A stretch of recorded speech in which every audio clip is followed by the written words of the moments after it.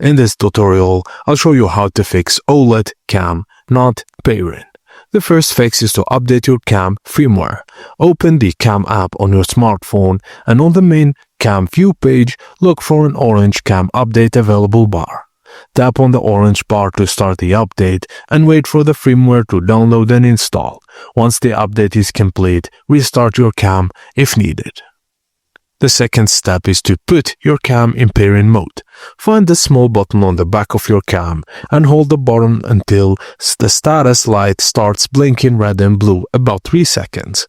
You should now hear ready to pair. Immediately release the button when you hear this. And finally, try a factory reset.